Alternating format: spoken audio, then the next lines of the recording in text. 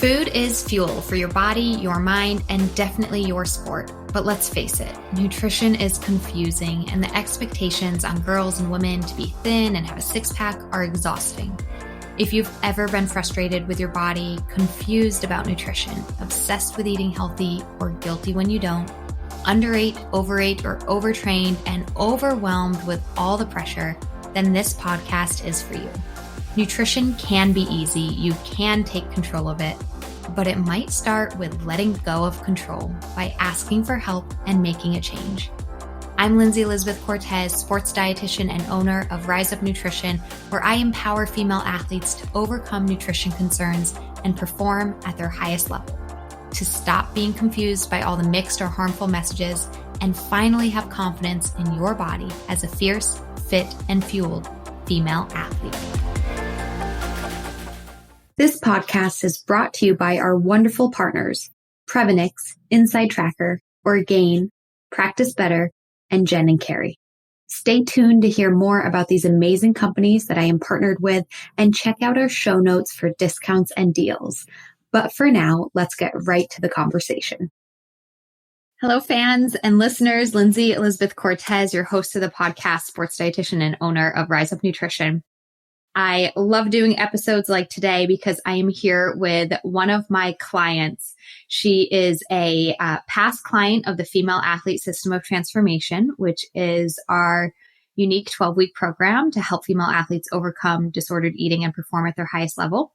And she's also a current member of our Alumni Program. So she's able to, stay in the community to get nutrition, resources, tips, recipes, and support as she continues her journey with fueling.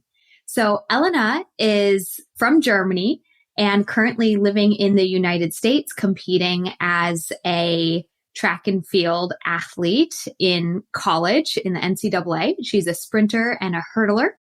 And Elena, thank you so much for being willing to share your story on the podcast today. Thank you for having me. Yeah.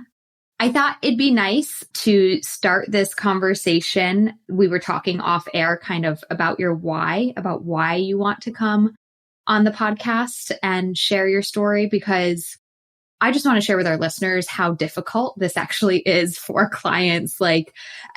Sometimes you hear people's stories and you're like, oh my gosh, that's so inspiring. They're so brave. But the reality is it's still really hard to share a personal story with the world. Who knows who's listening. And so can you share some of, the reasons that motivated you for why you want to share your story today? Yeah. So for me, it's really a big thing to share my story today because I never really talked with anyone about it and kind of dealt with it more on privacy in my head. And I really want to share that today because I know how hard for me sometimes were, and it's important to help. And I really want to maybe at least help one who listened to that today and can see some similarities and really knows that it's okay to struggle and that they may be going to see for help earlier than I did.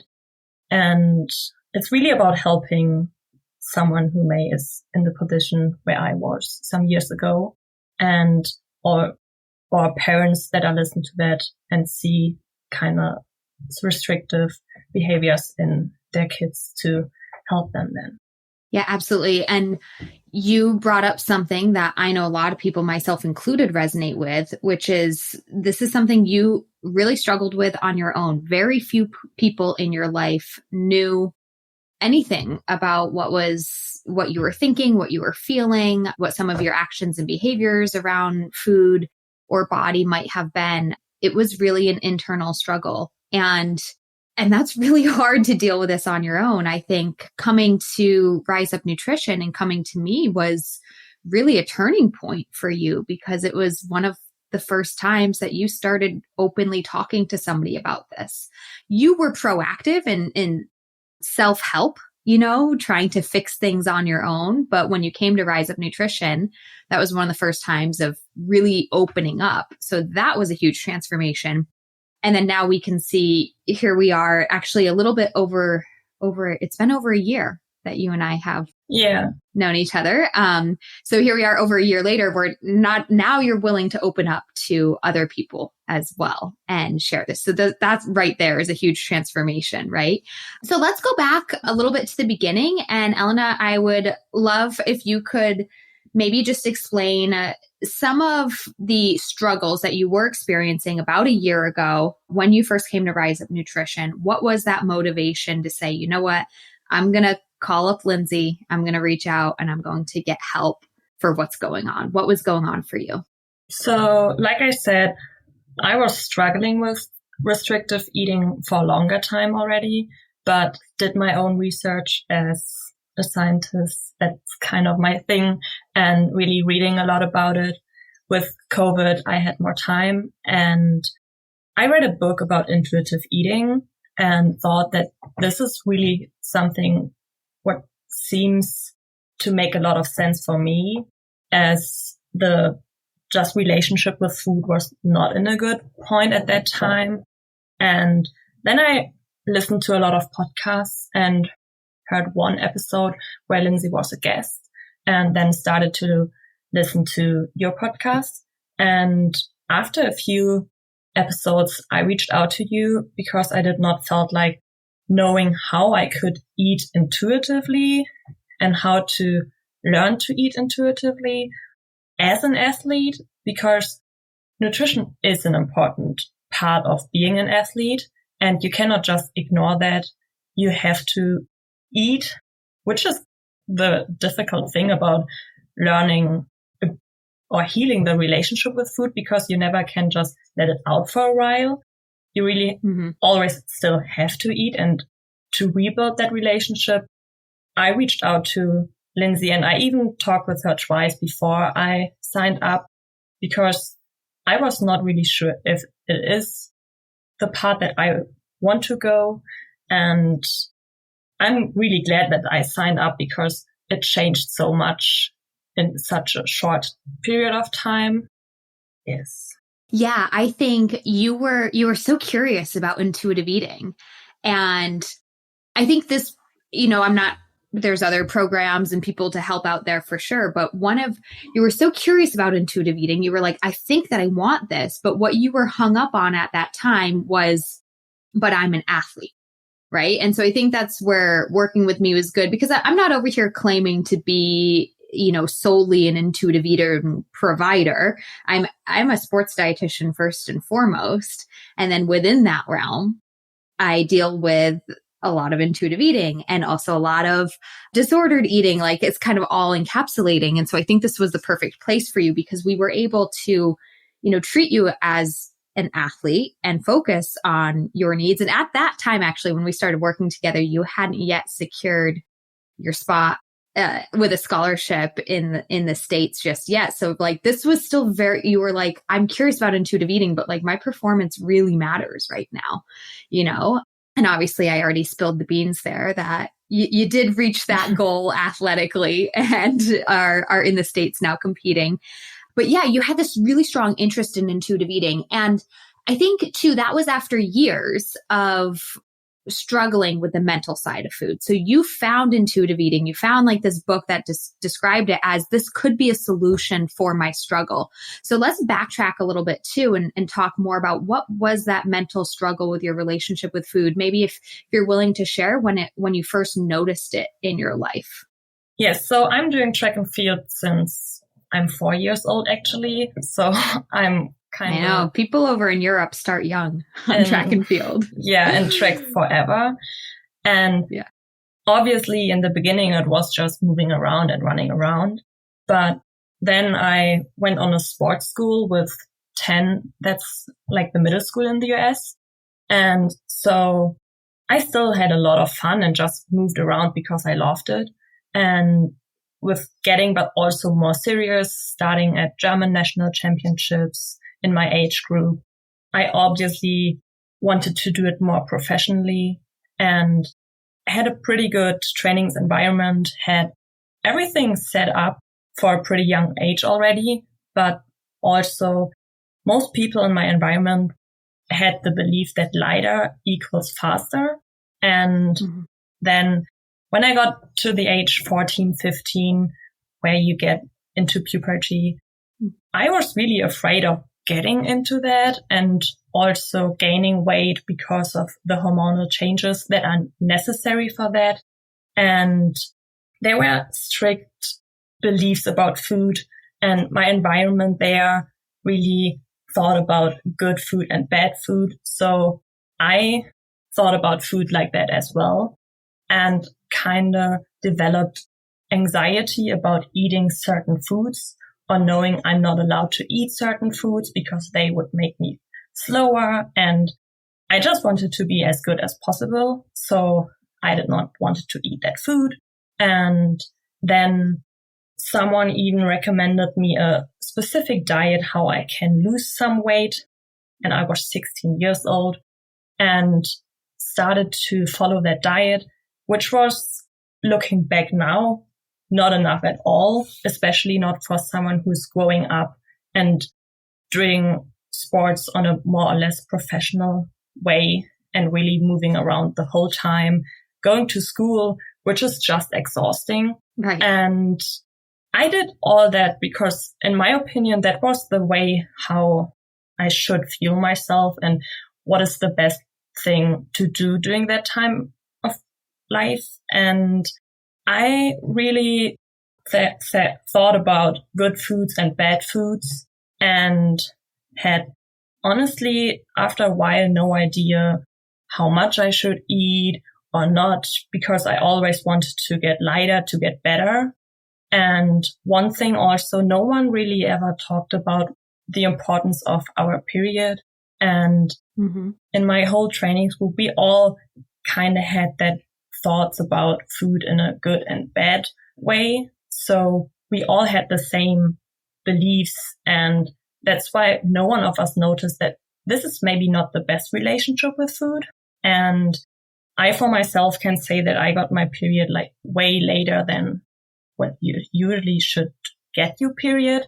And also I never had my period during competition season, even though I was older then. And I thought that's just normal because it's just a lot of stress, and even thought it's nice because I don't have to handle with that during the competitions. But with looking back, I don't think that that was the best way. And I especially think that going through puberty and having these kind of environments in these age groups can be super dangerous and can lead to, in the end, relationships with food that I went through. And I really had the biggest problem with knowing what can I eat? What am I allowed to eat in, quote unquote? Because I definitely did not thought that I can eat whatever I want. And so when I heard about intuitive eating, I knew that I should eat when I'm hungry, which was even something new for me. But it was still difficult to start eating whatever I want because I did not know what I want, as I completely dislearned my ability to listen to my body. And also some basic things like how much you need to eat was something what I was also not aware of. And I think these were the biggest things. Yeah. And whether it be track and field, gymnastics, wrestling, it could be within your sport, like the sport culture. It might have nothing to do with the sport, and it can just be, certain people that are in that environment, or it could be nothing related to athletics and more in your personal home. Just the influence that our environment has on developing these beliefs that you're talking about, these beliefs about food, the beliefs about body, the beliefs about weight. In your situation, you developed these beliefs because that's what everybody else had. It was very normalized, which also then doesn't make it seem like a disorder, right? It's like, how can something be wrong if this is what everybody's doing? This is what everybody's recommending. This is what is considered, quote, normal. which is why I think for many years, you didn't identify it as a problem, although it did create anxiety. It did create, difficulties with food, but it was just like, it was almost like this acceptance of this is the way it is, right? Yeah, definitely. I was not aware of that. And even in that periods of time, I was not aware that I was maybe a little bit anxious about food, because that was just, like you said, normal for me. And also seeing other people around you that have the same eating habits, you think that's right, or you look up to other people that may look super lean and eating just quote unquote healthy. You think you have to do exactly the same to be the best athlete you want to get. And with this, I was not aware at all that this was not the best relationship you can have with food. Or I would even say I did not even knew that you can have a specific relationship with food.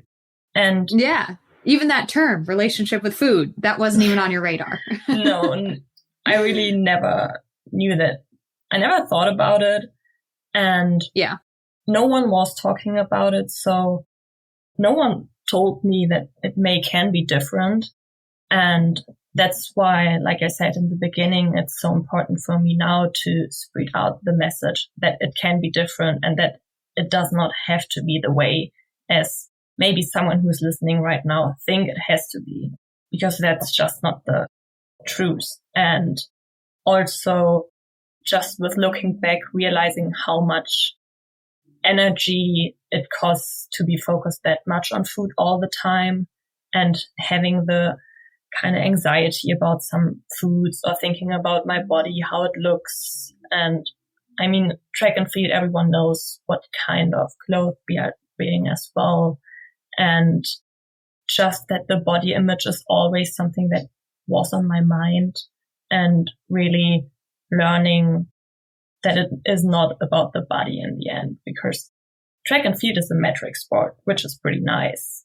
So you just should focus on your performance and not on your appearance or your weight or your look, how the photos after the competition may look like. Fans, I hope you are enjoying the conversation. We are going to take a quick pause so I can tell you about our partners. They are so valuable in providing you with amazing products and helping keep this podcast going. First, Prevenix. Thanks to their incredible Joint Health Plus product, my aches and pains from running and honestly being a new mom, as crazy as that sounds, have literally disappeared. As I continue to push my body physically as an athlete, and frankly, as I continue to age, I was shocked at the aches I was beginning to feel in my knees, wrists, ankles.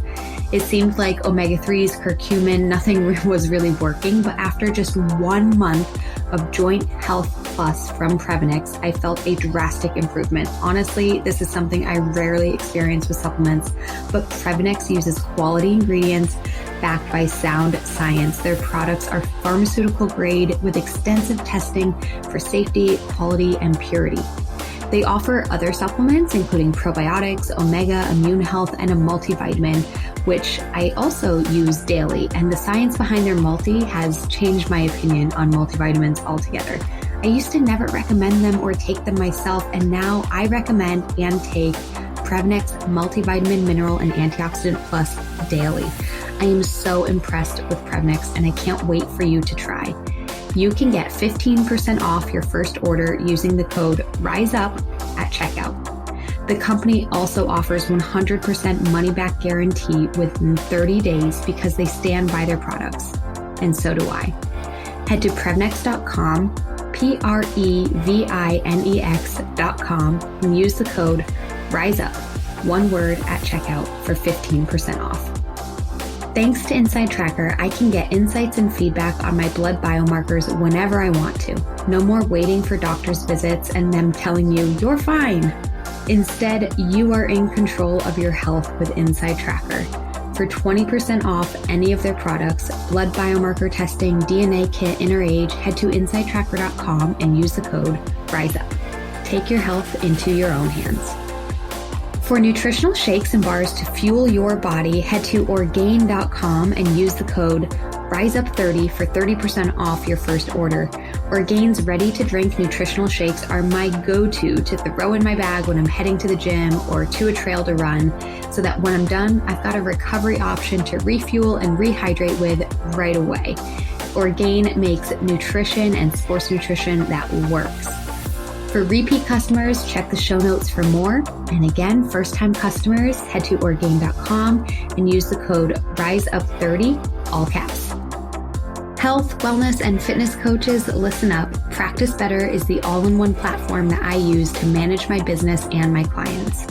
From client scheduling and messaging, hosting sessions, taking notes, creating modules, invoicing, telehealth, building reports, and more, Practice Better is the better way to manage your practice as a nutrition or health or fitness coach.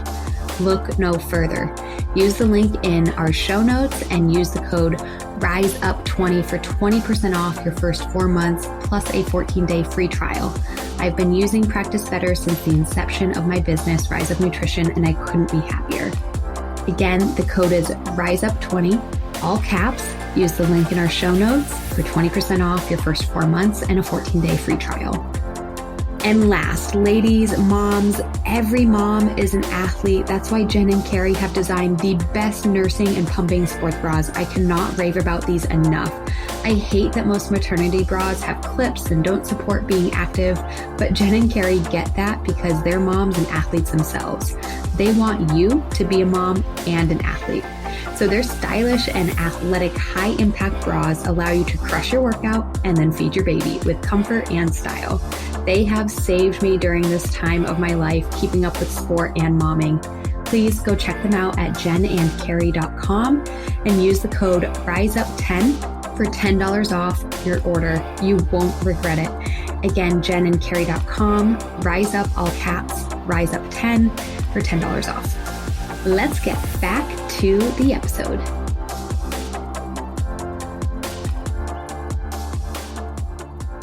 Mm-hmm. Yeah. You know, even I resonate with your story, Elena, because in hindsight, thinking about myself, like I had a lot of habits and behaviors and beliefs around food and body that developed at a similar age, around high school timeframe, you know, adolescence. And at that time, I didn't realize it was wrong, or I didn't realize it was disordered. It was just how I operated.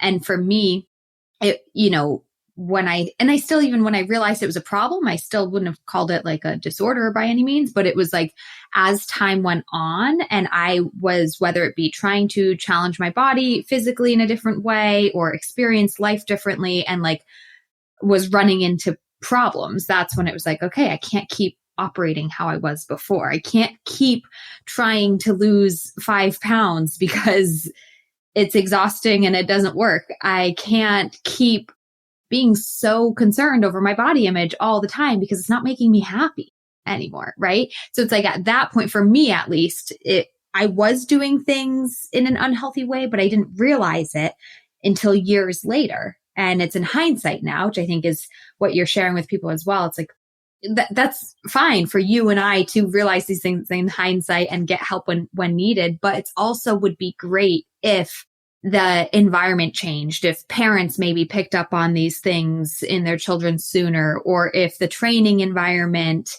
didn't hold these negative beliefs about, you know, lighter equals faster, or that there is good food, bad food, or there's one right way of eating. Like, what if we could spread the conversation that it doesn't have to be that way, that there's no such thing as a good food or a bad food, that all foods are allowed, that nutrition's individualized, that a lot of things affect performance aside from just weight. And if we started to change that narrative, then those habits and beliefs wouldn't even develop in the first place. Because if you've listened to this podcast, you've probably heard me say it before, but I'll share it again, that going on a diet in adolescent years is actually one of the strongest predictors for developing an eating disorder later in life. So it's those beliefs, those habits and behaviors in your adolescent years, which we're doing because we're young and we don't know better. And we're just doing what, you know, those around us, the elders or our peers are doing.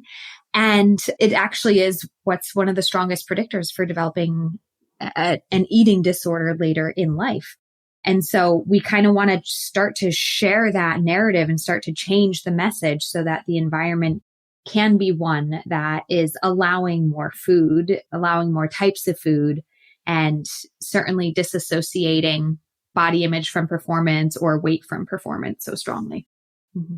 Yes, I think one big thing is also just people see maybe the look from certain athletes and maybe even some specific eating behaviors, but what most people don't see is really the mental side of the struggles that you have. And that was something what was way more difficult for me than really starting fueling myself, because that part is kind of more straightforward, because you can work with a dietitian like you, and you will tell us eat this, this, and this, and we will learn what we need to eat. But really seeing the mental side from the struggles after a not good relationship with food is way bigger than just starting to eat normally.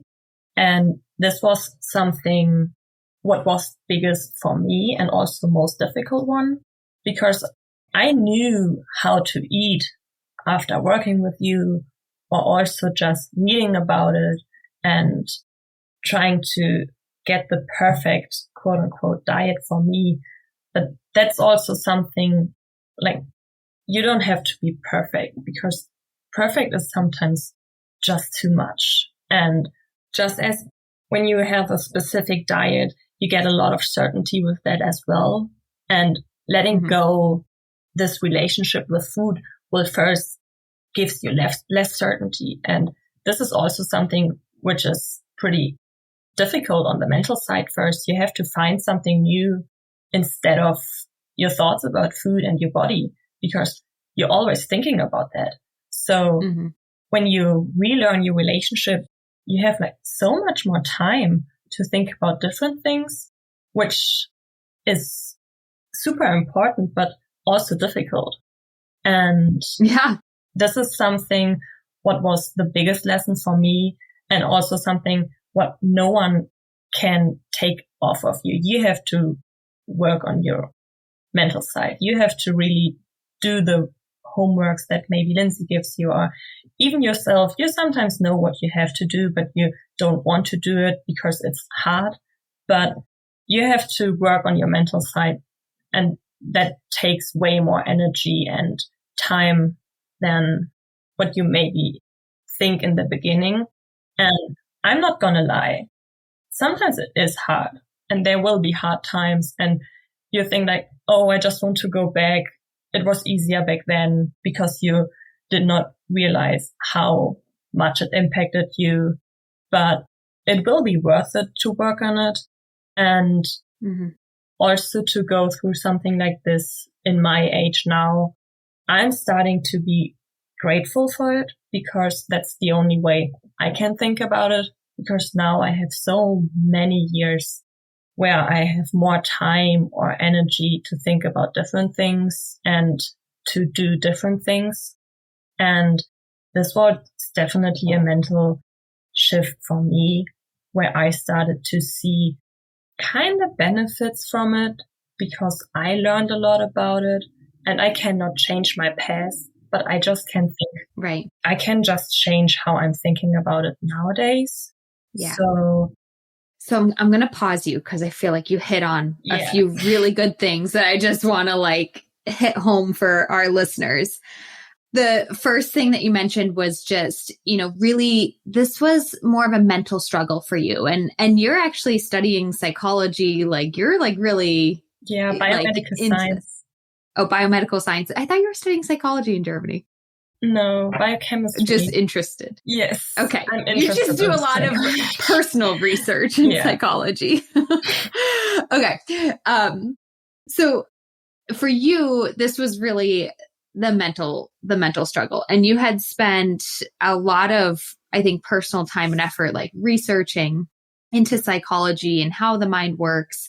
And I just want to really stress this for listeners, that you are deserving of care or help or a program, even if you think there's no like overt physical signs or symptoms of something being wrong, that internal and mental struggle is worth getting help for.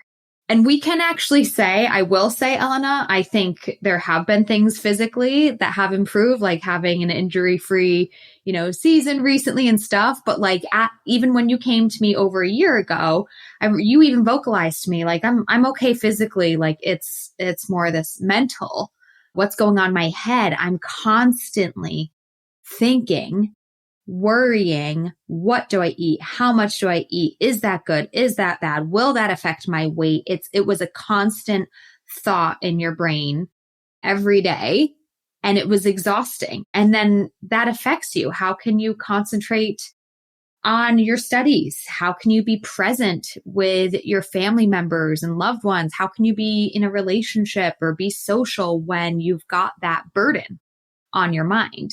And that self-consciousness as well. Are you truly even really being yourself if we're always self-conscious about what we eat or how we look?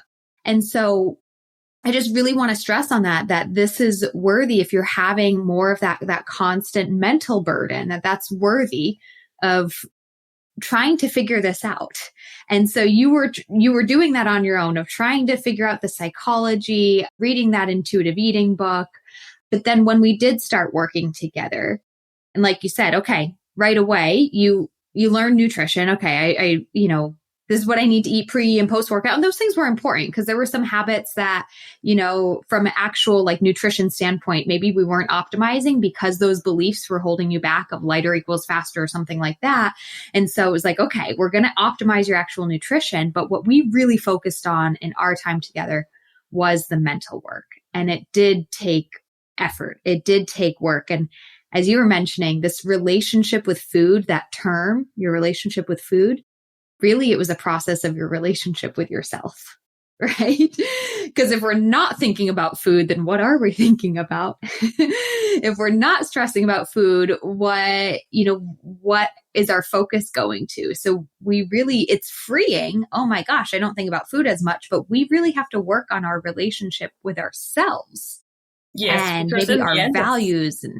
In the end, it's not about the food. It's just something which takes place instead of maybe something else. And really starting to be grateful for something. And journaling is something what was or is my favorite thing. And stopping to overthink with journaling and re-questioning my beliefs or all the thoughts that coming up all the time in my head, and not just believing them, and instead re-questioning them and writing them down and asking myself multiple times, is that really true? And finding techniques like that is really helpful to heal my relationship with food and to get a better relationship with myself and accept myself the way I am, and not feeling like I have to change myself or to change to be accepted from other people or even from myself in the end, and just accepting myself the way I am. And I think the biggest thing for me was really, as I had all the beliefs inside and felt like some foods or some amounts of food I'm not allowed to eat, was working with you and Jenna to learn that I'm allowed to eat food, a lot of food, and to eat a big meal for lunch and dinner, and that I even need that for recovering. And kind of even the really listening or hearing that from someone who is a professional and knows that was already a huge benefit for me, as I just started to learn that I need more food than what I thought I need, and that I'm allowed to eat that much food. And when I'm hungry, that I can eat that without feeling bad after eating it.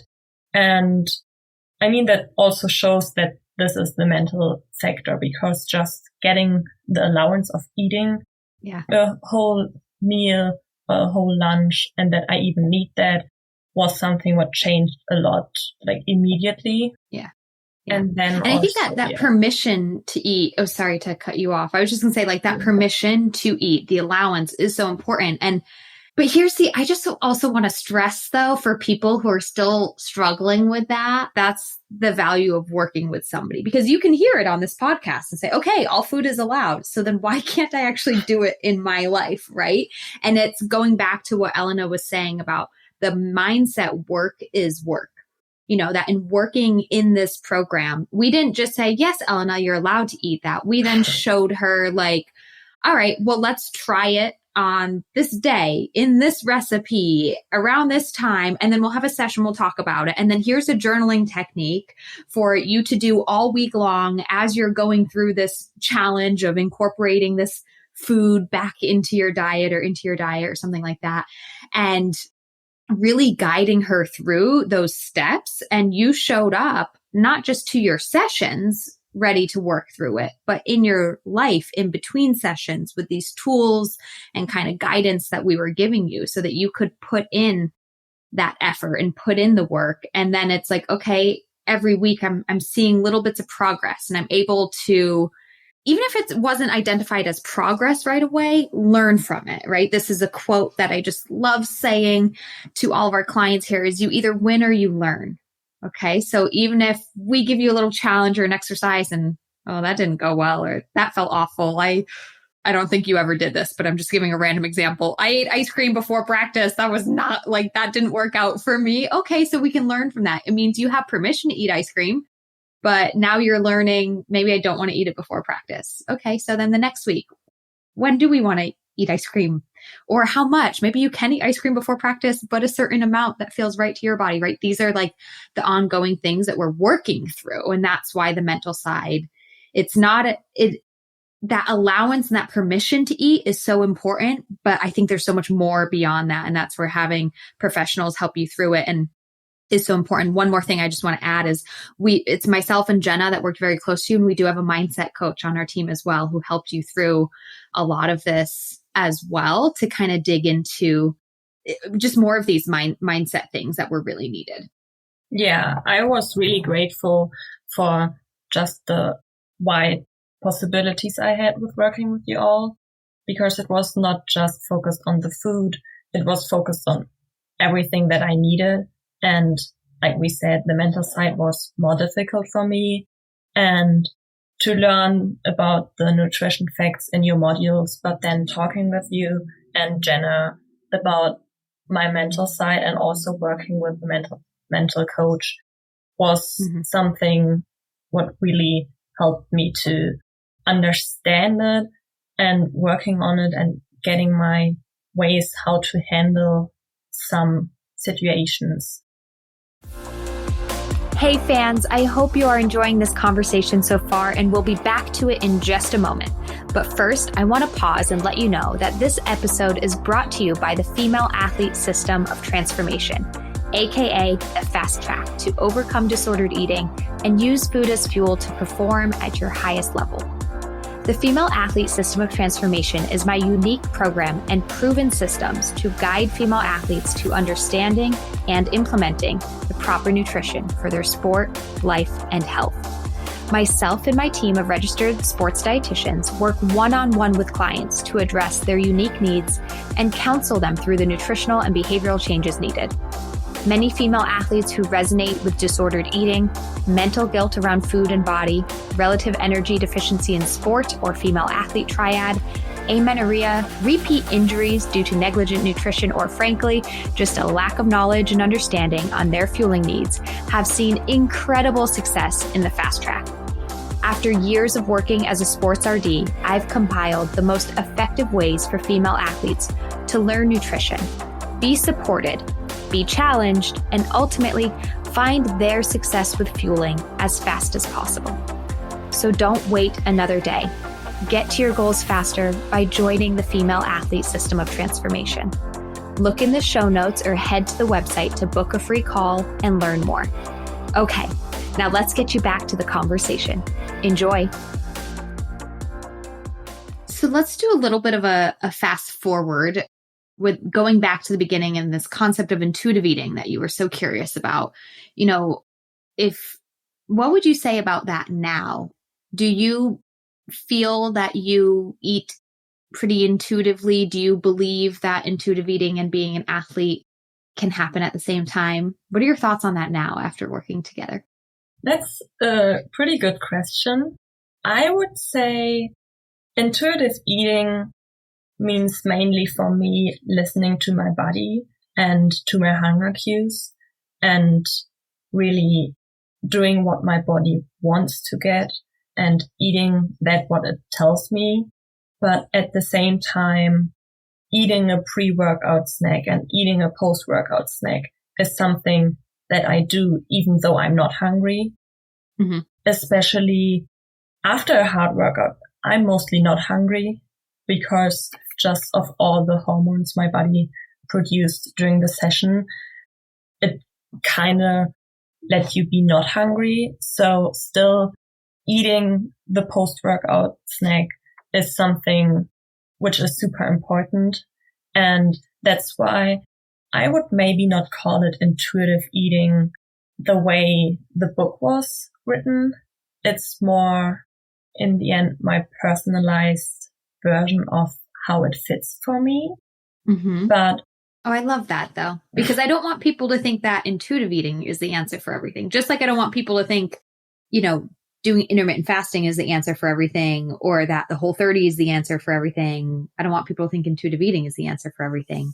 Yeah, I think in the end, there's no answer for anything. Like everyone has to figuring out their own way, how they want to eat. Yeah. And I can say personally, I'm still working on it, but to getting more food freedom and allowing myself whatever I want to eat is something which was big, and that I'm listening to my body. And when I want to eat that ice cream, that I'm going to eat that ice cream. I would not eat it before practice. No, yeah, I didn't think you would. Just because I know that would not help me, and right, just performance wise that I would not feel good. And one thing that may not everyone understands really about intuitive eating is the one thing you allow yourself to eat everything that you want to eat and when you are hungry, but it also means that you eat what is good for your body. So just because you want to eat a tub of ice cream does not mean that you're going to eat that every night or so, because you would not feel good about that after a while. Oh, and I think this is one of the biggest misconceptions with intuitive eating is people think, well, I want a tub of ice cream every single night. Okay, but if you gave yourself permission and actually do that, and maybe you actually do need to do that for a whole week, and then figure out so do I actually feel good? Is that really what I wanted? Am I really living my best life right now? And now if your answer is yes, then you have permission to do that. Yeah, totally. Right. But if your answer is no, I didn't have a great practice the next day, or you know what, it was really great the first 3 nights and then I started feeling sick, or I didn't even want it anymore, then it's okay. So then that wasn't, being in tune with your body. And I think ultimately what you're saying too, Elena, which we really want to express to athletes about the misconceptions of intuitive eating, you're listening to your body no matter what. So maybe it doesn't feel natural to eat post-workout, but if you don't eat post-workout, then you're more sore, then you're more cranky, then you're starving for dinner. And so you're actually are listening to your body by eating when you're not hungry post-workout, because you've learned from past experiences or the day before or the week prior, and you are being in tune with your body. And that's exactly why you might eat in this moment when you're not hungry. So if we are talking about truly intuitive eating, there's 10 principles of it. And the 10th principle is to honor your body with gentle nutrition, meaning you have permission to eat whatever you want, whenever you want. There's no food rules. There's no food police to arrest you. It's treating your body with kindness and movement and learning to cope with your emotions. And then one of the 10th principle is to honor your body with gentle nutrition, which ultimately means that nutrition does affect your physical body and therefore mental body as well. And we want to honor that. It's like maybe eating ice cream every single night doesn't make me feel good. Okay, but maybe eating it every other night does, or just a couple nights a week. Like, it's honoring how your body is feeling throughout this process. And that's what you've done such a good job at, Elena, throughout this is, okay, I'm not going to fit myself into this box of this is how I eat, or I am an intuitive eater, but I'm going to listen to my body very closely day to day and week to week to figure out what works for me. And that's where I would say your transformation is, whether you call it intuitive eating or not. That's where you truly are fueling, nourishing, respecting, honoring your body with food in ways that you really didn't for, a decade prior. Yes. Yeah. I think also that this is huge to really have the food freedom. And as a college student athlete, I'm still doing like a kind of meal prepping and planning. What do I eat for lunch when I know I have a hard session in the afternoon, or I have a specific meal that I eat before my competitions. And I know how my body reacts to certain foods. So I really like to do my own food most of the time, just because I know how my body will respond and that I'm going to be able to perform with that kind of food without eating something where I might not going to respond good, or just don't know how I'm going to respond before a competition. So right. That's why I'm still planning it. But what I changed is I have different snacks that I'm taking with me. So I have still a variety. When I'm going to be hungry and I want to have something sweet, I have something with me. Or I have different things in my bag all the time, so I can have a snack when I need a snack. And when I'm getting hangry, or me personally, I'm getting a little cold before I'm going to feel the hunger in my stomach. So At that time, I know, okay, my concentration is getting a little bit lower and I'm getting colder. I may need to eat like a small granola bar. And then I can eat my lunch during the time that I have. Because when you have a fixed schedule, it's difficult to always eat the whole meal when you are hungry. So There's still a plan behind it, but I kind of... And that's totally allowed, right? You can still be honoring your body and what you want to eat, and honoring your hunger and fullness while still being practical about it. Yes. Right? That's what we call practical eating. And I think anybody with a busy schedule, which is definitely you as a college student athlete, we need practical eating in there. And I think even just, again, working together and working through, okay, well, let's plan this out with our guidance as to what we think could work for you. And then how did it feel? And then we can adjust. And that's how you've learned, right? If you kept doing things the way you were doing things of years past, nothing would have ever changed. And so in working together, we were able to figure out what are some of these good meals? What's the more variety that we need that gives you more food variety, more food freedom, while still working with the practical realities of what you need to sustain your very busy day and your energy levels as an athlete? Yes. And really reflecting how I felt, and also being mindful during eating, so that I'm listening. Do I like that or do I don't like that? Because that was something that I had to relearn, as I honestly sometimes was not able to say, I don't eat that because I don't like it, or I don't eat that because I'm not allowed to eat it. So I don't like chocolate. We see that a lot. I don't like chocolate, and I don't eat chocolate, but I was not sure after a while, do I don't like chocolate, or do I don't eat chocolate because I'm not allowed to eat it? And the same with some kind of ice cream flavors. I really relearned it, and I love fruit ice cream. but I forbid myself for such a long time to eat dairy ice cream. So in the beginning, I ate way more dairy ice cream than I'm doing now because I know I'm allowed to eat it, but I may don't want to eat it all the time because I really love fruit ice cream as well. So relearning things like that was something what takes time, and working with you, Jenna, and being in the fast track was the step where I started to learn things. But after graduating from the fast track, you still have to work on your own and doing everything that you got to teach there and challenging yourself further and learning how to do it in a practical way, how you can live with it and not how anyone else may think it's best. Because that's something, diet does not can be perfect or has to be perfect. So just don't try to be perfect all the time and listening to yourself and figuring out what you like, what you don't like. And when someone says, oh, I cannot understand why you don't like chocolate, just accept it. It's not important.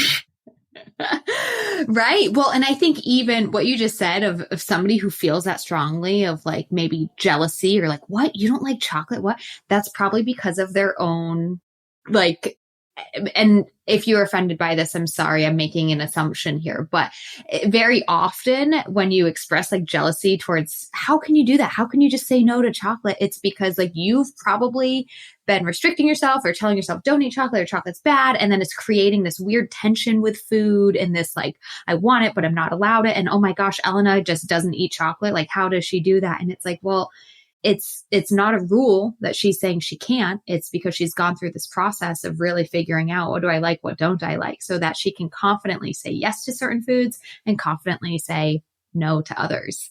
And it doesn't faze her. And so that's her relationship with food. And if you're judging somebody else's relationship with food, maybe what you really need to do is work on your own relationship with food first. So Elena, I think you just shared some really good kind of advice, but I want to give you a moment if you'd like to. Actually, there's two more things. I've got to wrap this up, but there's two more things I want to hit on. First, if you could just briefly share with our audience, because this is more of a mental thing for you, how did this affect your performance as an athlete? So even though it was a mental thing, I definitely also restricted a long time. I had a long period of time where I had injuries that were stress-related, bone injuries, and were pre-occurring all the time, coming again. Mm-hmm. So I was injured from 2018, 19, and 20, mainly all the time. I also had a surgery after that, so I cannot say I'm just healthy because of fixing my relationship with food. But I'm pretty sure it's also a huge impact on the food side why I am injury-free since then. And starting to take post-recovery workouts felt me immediately better. I was less sore, and I just learned you don't have to be sore after a hard session. You actually still can feel good the next day. You're obviously a little bit tired, but you don't have to feel that sore as I sometimes did. So just starting to feel myself properly and eating enough helped me with recover better.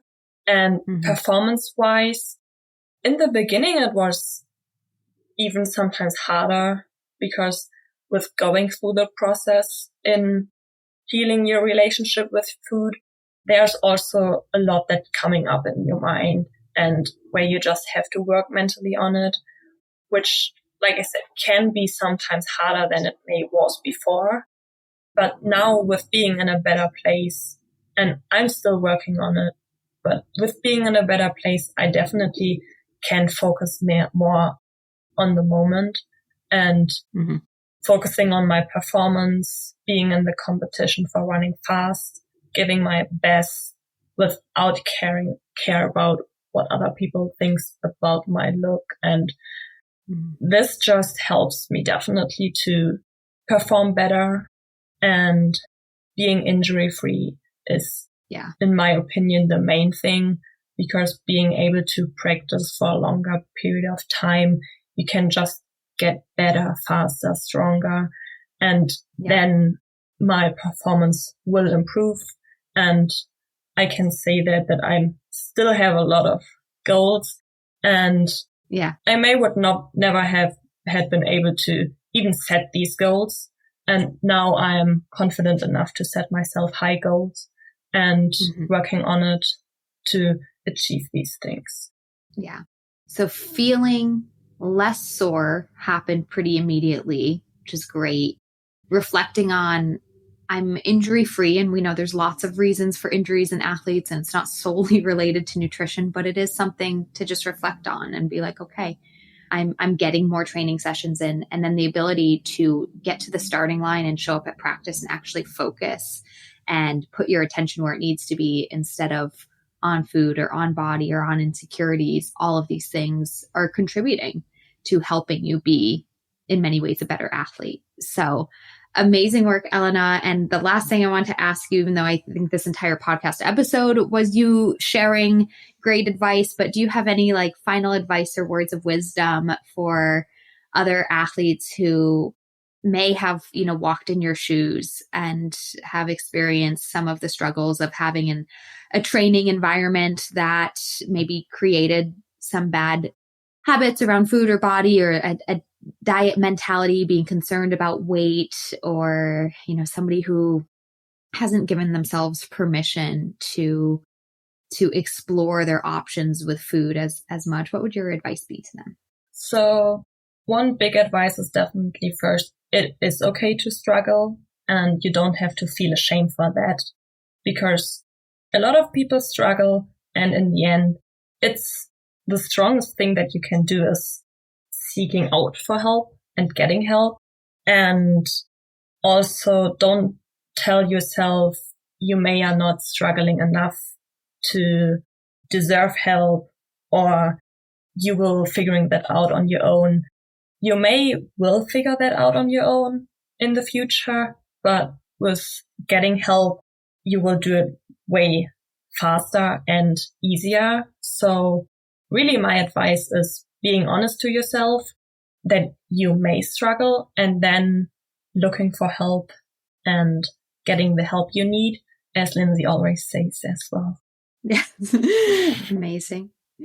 Thank you, Elena. And then, do you want to do our questions that every guest gets? I'm so excited. That's the reason why I'm on the podcast. For these final few questions. Well, I'm so excited to hear your answers now. All right, Elena. They're not that specific or special. I'm sorry. If there was one food you could eat every single day for the rest of your life and never get sick of it, what would it be? So it would be pasta, as you can eat pasta on that many different ways. And so many ways. One thing I always thought about that question. So the first time I thought you asked that I'm allowed to eat just one food the whole life. But yeah, it means eating one food just every day, but you still eat all the other foods as well. Yes. Yeah.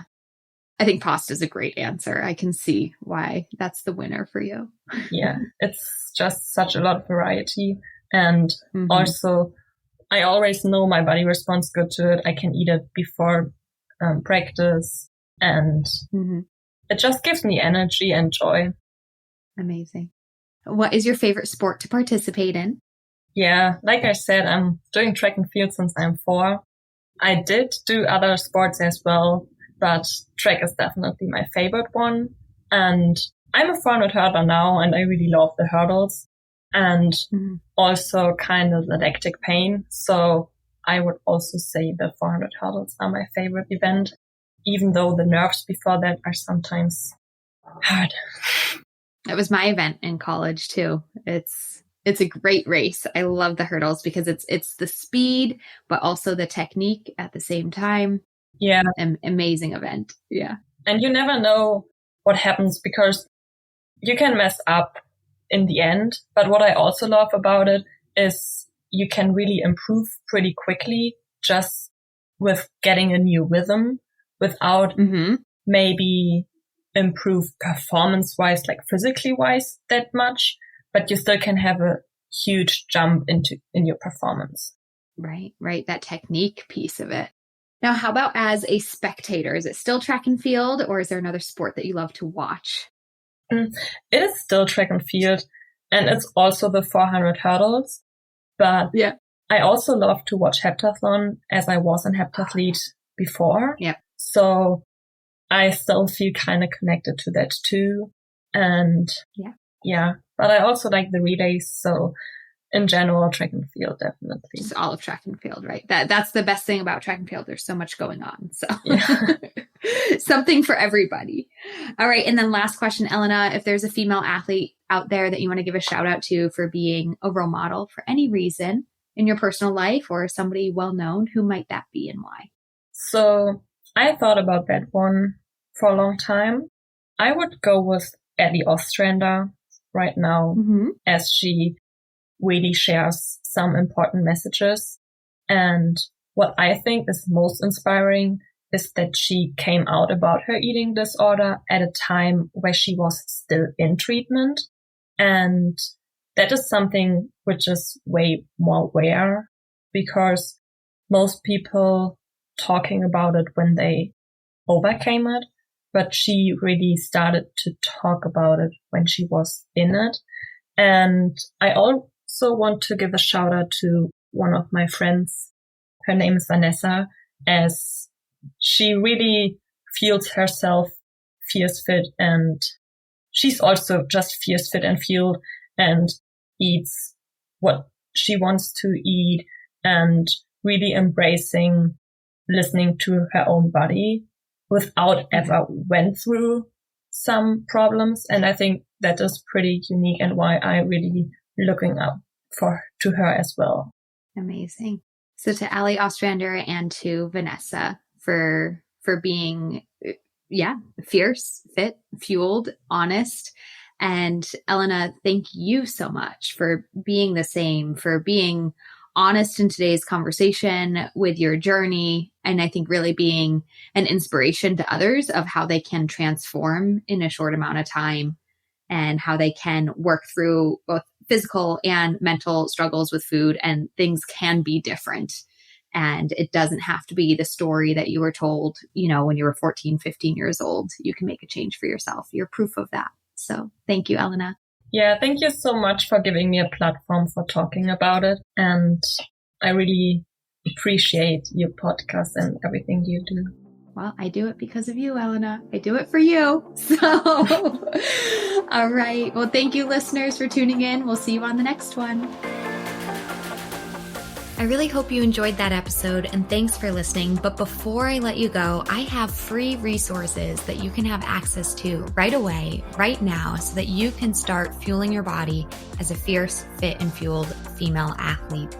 First, I have your Red S recovery race. If you've ever wondered if you might be struggling with Red S, curious to learn more, or know you have Red S and are looking to recover fast, then you can head to www.riseupnutritionrun.com/RedS and download the Red S recovery race. See how you place and figure out the next steps to recovery. Plus, while there, I have a few other great resources for you, including 3 nutrition secrets that every elite athlete swears by, and access to our private Facebook community, Female Athlete Nutrition. So again, to gain access to all of this, head to riseupnutritionrun.com/RedS. That's /REDS. And you can gain access and get the help you need fast. Too many girls and women and female athletes struggle with nutrition, but you don't have to any longer. Become fierce, fit, and fueled. Links in the show notes, and I'll see you next time.